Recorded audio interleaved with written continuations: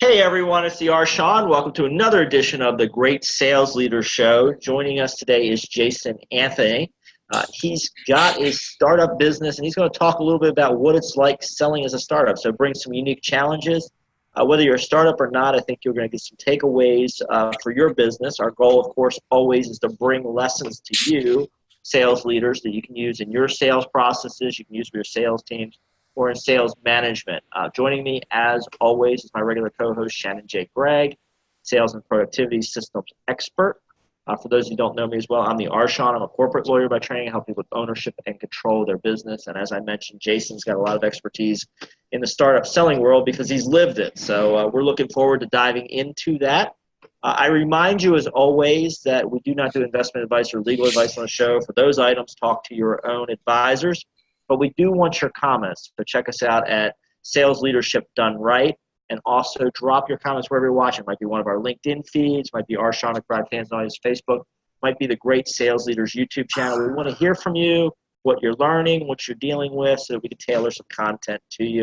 And we'd love your feedback. So with that, Jason, welcome to the show. Thanks for joining us today. Thanks for having me, Shawn and Shannon. It's great to be here. Yes. In the startup world, I think things are a little bit different, right? So, the day prior to recording this, I don't know when people are going to be watching this. I'll watch it soon after recording, so I'll watch it later. I did a panel. We were talking about artificial intelligence and other things. One of the people on the panel was, selling from a startup, and they started talking about some of the unique challenges. I'd love to hear from you, Jason. What are some of the unique challenges of, being in a startup business when you're trying to close sales? That's a great question. I think probably the most unique, especially in terms of looking at traditional sales versus a startup sell type environment, is that there's more often than not, there's typically not a product market fit yet.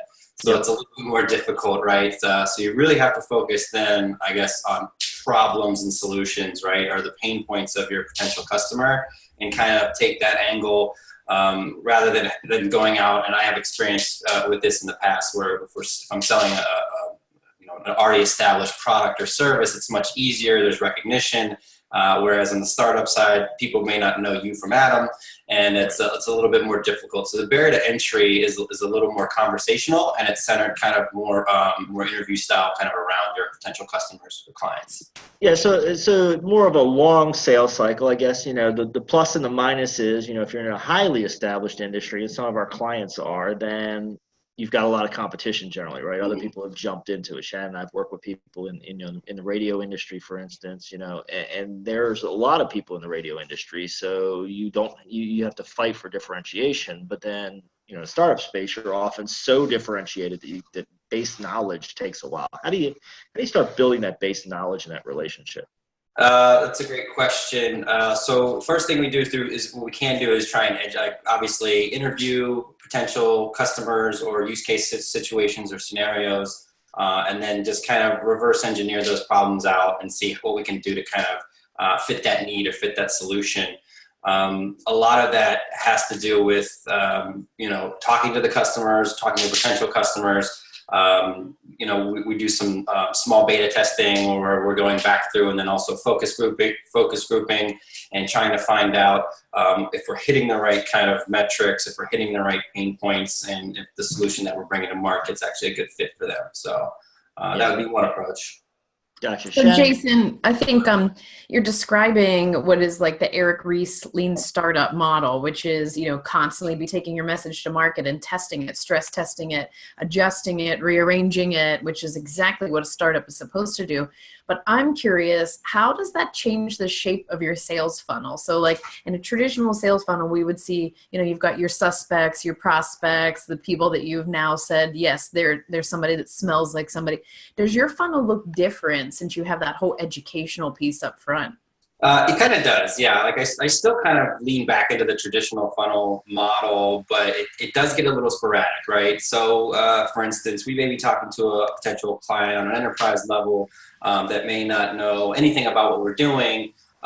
So gauging off of what their expectations or answers might be to some of these qualifying questions, we can then kind of plug them in along that process. So they might jump in as a, I don't know you at all. I know nothing about you. Or they might come in like, hey, we needed this solution. We needed it, 2 weeks ago, 2 years ago. So now we're more of a hot lead or a warmer lead, if that makes sense.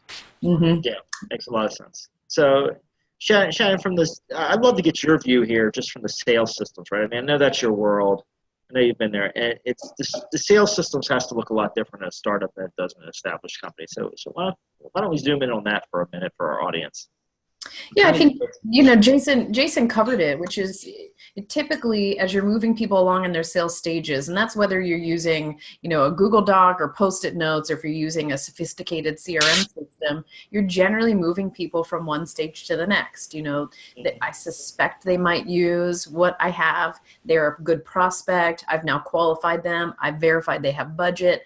And so in a typical sales cycle, people would travel along that stream, but for somebody like Jason, where they've got loads more education to do, because really he's got something that's so innovative that he can't say, this is exactly like this product you already know, but here's why I'm better. He has to first say, this is what this product is and how you should use some change management practices to think differently about the way you use this type of thing in your life. And here's then why my product is best. So Jason's really got something different where he can't say, I'm going to move them along this pathway, because it may be he moves them along and then he finds out they have a core misunderstanding, or they don't really know how to use what he's got. So he's got to take them back to the beginning of the sales stages, which is, it is challenging, but I'm sure it's also exhilarating. Jason, like emotionally, how does that make you feel? It makes me feel great. To that point, actually, to what Shawn mentioned earlier too, the sales cycle, I guess the front end is going to be a little bit different too, to where we're actually selling a proof of concept or a pilot program first before we actually have our go-to-market, our actual product. So we've got a lot of different nuances, even in terms of pricing, right? Strategy on pricing. Are we offering discounts, right? So we really want to move from just the typical sell to more of, we need to find a strategic partner, like you had mentioned, so we can get that vital feedback, so we can go back to development, tweak and refine, and then come back out. So when we launch to a larger audience and we can, grow farther in terms of traction or product market fit, we've got it honed in. So part of that sales cycle, that front end funnel, is also trying to identify the people that get it and the people that kind of buy into our company culture, value, and our mission, and then want to be on board of it and want to take part in it and move forward. I think that's a real differentiator. Yeah, and is there any filtering you do? Because you really are looking for a customer that can really pay attention, right? So it's different than many sales cycles, because some sales cycles you come in there and you're like, hey, this is what I got. Let me fill out the RFP. Here it is. Or I know you're talking to my competitor. Here's what I can do better. It's very clean. You need to almost look for a prospect that's willing to think outside the box. Invest some time, really think. Is there any screening you do early in the process to make sure you're talking to the right type of personality set and to make sure that you can get it to the finish line?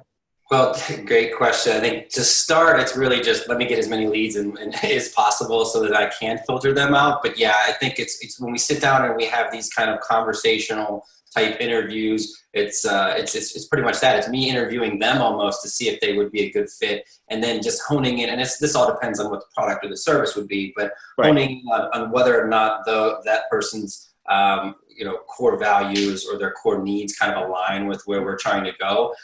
So you kind of are setting the stage for success. So let's pick the right partner. But then again, I think from a use case scenario, you do want a little bit of variety as well too. So you might want a little bit more of a general partner or a general use case to kind of experiment in, just to see what the differences is. Almost like split testing. Yeah, exactly. So you're kind of really thinking about how do you filter through all those various leads as you build it. Sure. And then if we're operating on different segments, we have different markets, different segments that we're in. We're going to try and find at least one or two in each of them and kind of run them parallel at the same time. Yeah. Jason, I think what's so interesting about your sales approach is it really mixes sales and marketing. So for you in a startup, there's no, we have marketing here while we're branding and saturating the market and taking our proof of concept. And then there comes a point where sales takes over. you've got the two totally mixed together. So how do you determine like what the effectiveness is when these two are so interrelated? That's a really good question. And I think right now in the startup, the really early phases of the startup, that's a really tough way or tough thing rather to determine and gauge, because without being live, and we're not particularly launching all of our full scale sales or marketing, outward facing marketing efforts, we can't go back and say, hey, for every dollar spent, we're getting X amount back, or the cost of customer acquisition is X here, because we're still operating on these smaller levels or these more granular levels of play. So there's I guess it's a little more difficult to answer because right now we're not doing so much full scale marketing outside of just kind of feet on the street, canvassing the countryside, talking to people, talking to potential clients and prospects, and then kind of letting them know through word of mouth referrals and awareness of what we're doing. So talk to me in about 6 months. I'll probably have a much better answer and say, hey, we're putting X amount in on marketing, or putting X amount in feet on the street sales efforts. But right now, I think it's a good point to say, right now I have to do what I have to do when I have to do it, which, flexibility is key in the startup, and being able to pivot. And that word pivot can be overused, but you have to do it, right? Yeah, and it's funny because I have my marketing background, right? My background's in SEO and pay-per-click and digital marketing, digital media. So it's like I'm on the leash, ready to be let go and just run full scale with marketing. But I have to actually take a step back and say, well, pump the brakes. Now let's sit down, have conversations, and let's kind of get this methodically kind of laid out before we go and kind of full scale with those efforts. Right. I think zooming back, I think this is a very interesting sub point, right? So we just had Brad Korn on one of our prior segments. So anybody wants to go check it out, go check out the Great Sales Leaders. He's a big fan of the E-Myth, right? And which is all about systems, processes. But the practical side is, like you mentioned, Jason, in a startup, you really don't have as many of the system processes. And how do you have a sales process when you're still doing what Shannon indicated, which is testing the market, right? So how do you keep yourself going in that process, and how do you get through kind of that messy of testing? Yeah, I think that's definitely a big challenge or a big hurdle, right? And one of the things we've done, obviously, Shannon's aware of, we've implemented Salesforce or a CRM to obviously help us track not only sales leads, but I'm using in a particular use case for, fundraising. So as a startup, we're also looking to raise capital, and I'm spending a lot of time wearing my fundraising hat. So I'm actually treating those meetings and those leads as if they were sales leads for the business. So I stay better organized there.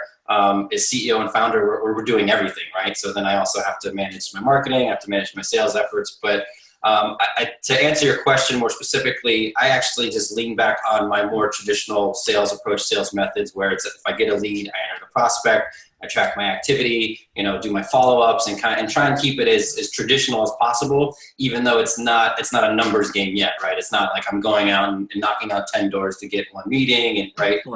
It's a little more focused, but it's still I think comes back into traditional sales philosophy, sales efforts.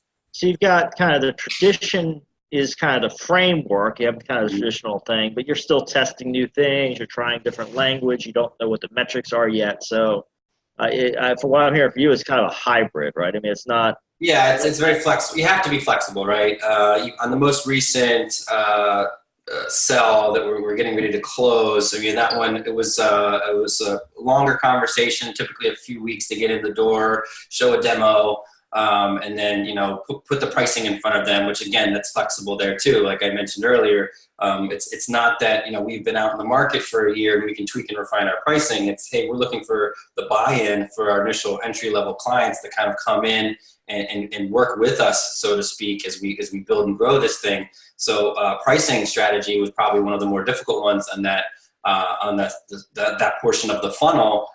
compared to a traditional sales funnel. It's like, hey, my price is my price. This is the pricing, and we may tweak or refine these every couple of years. But right out of the gate for somebody in a startup kind of environment, pricing is probably one of the most difficult things to kind of nail down, especially early on. So, well, yeah, pricing, and it's just a different sale, right? I mean, it's you talk a little bit about the established product where you've been around for a while, and this is our price. This is how many, for software, this is how many user licenses you get. Basically take it or leave it. But in your world, it's very custom, right? I mean, you have to blend. This is going to be your price. This is how much support we're going to give you. You're going to be one of our beta testers. You'll be one of the first ones in the market to enjoy these benefits. But in exchange, we need feedback from you. So it's much more. It's a much more custom sale. Yeah, absolutely. It's like I'll keep sounding a broken record, but it's more of a strategic partnership sell rather than hey, you're my customer or you're my client and we're a service provider. It's kind of we're baking in even 3 to 4 weeks of on-site, client interviews. We sit with your team, we're working with your team, we're working with your process, we're seeing how everything goes. Then we provide our proof of concept, and then we're providing additional incentives also beyond that to try and take part in these early stages. So, yeah. So Jason, let's pause for a second here. I mean, we've talked a lot conceptually about what's happening. Let's dive into your world a little bit. Tell folks what you're doing, what's up. Maybe a viewer has some interest in it. Maybe somebody's interested in what you're doing. So why don't you tell us what you're Sure. up to? I love to talk about it. So the platform that we've created is called Sabius, and it is a software as a service platform that allows the freelancer, the 1099 economy or the gig economy, to put their tax obligations to the IRS on autopilot. So like you guys and myself, I've been a freelancer or an independent worker for, about a decade or more now. And we're treated differently in the eyes of the IRS. So when you're a W-2 worker, your employer manages all of your tax obligations and you get your after-tax earnings. But as a freelancer, we have to take that money, set it aside, wait till every quarter, make sure we're hitting the payments, make sure we're hitting them on time, right? And having the wherewithal to do that continuously throughout the year. What Sabius does is actually automates that process. So when you have incoming revenue come in, it scrapes that revenue, takes the designated tax obligation, sends it to the IRS automatically on your behalf for you. So it's out of sight, it's out of mind. Our customers don't have to juggle with multiple bank accounts, which a lot of them do currently, or spreadsheets, and it really eliminates a lot of bookkeeping time as well, so they can be more productive in their day-to-day. So yeah, and so you're really positioned for a market need, right? I mean, the 1099 segment's growing. There's even been some IRS recent discussion of this. So you're in a need. The problem is, I guess people just don't know that your solution's even out there. They're not even thinking in terms of that as we kind of. Sure. When we talk to a lot of our beta testers or users or even new customers, or I'm out there interviewing new potential people that could be using our product, they're like, I needed this last year. I needed this last week. And I'm like, I love hearing that because, again, that hones back onto, what we wanted to do is just identify this really big problem or this really big pain point. And federal taxes aren't going anywhere. I mean, I think they're paid for everybody in the country. Nobody likes paying them, but it's something we have to do. So if we can make that process or that experience a little less taxing, for lack of a better word, or easier on them, then mission accomplished for us. I think we've served a great purpose. So it's pretty exciting. We have that consumer facing product that works in that way. And then I mentioned earlier, we're also working with small businesses, the SMBs out there as well, like real estate agencies, for example. All of their agents are 1099 employees. And one of their chief complaints is having to manage their taxes, right? They get these commission checks cut. They're on a sporadic basis, and it's hard to budget and it's hard to manage. So if we can make that process kind of streamlined for them, there's a really big value add, I think, especially from the broker, the agency side. They can license with us and provide this as a service to help attract, recruit, and attain new agents and keep them around a little bit longer. It's kind of a dog-eat-dog world out there in the real estate industry where you see a lot of agents jumping ship, and right now, their main priority is commission, right? What are my commission rates? But, besides that, it's what else is this firm or this agency providing towards me for my lifestyle, right? For my business success. So if we can help them focus more on what they love doing, selling houses, or on the consumer end, it's developing websites or freelancing or consulting, and less, time worrying about bookkeeping and taxes, then I think we serve a good purpose there. So. Yep. Well, and I think, Jason, one of the things that's got to be crazy appealing about Sabius to your potential partners is the millennial and that Generation Z that's coming behind them will not work at a place that does not have technology that suits them. They just won't do it. Mm-hmm. Yeah, it has to be integrated. It has to be there. And then, we look at the freelance economy itself, so to speak.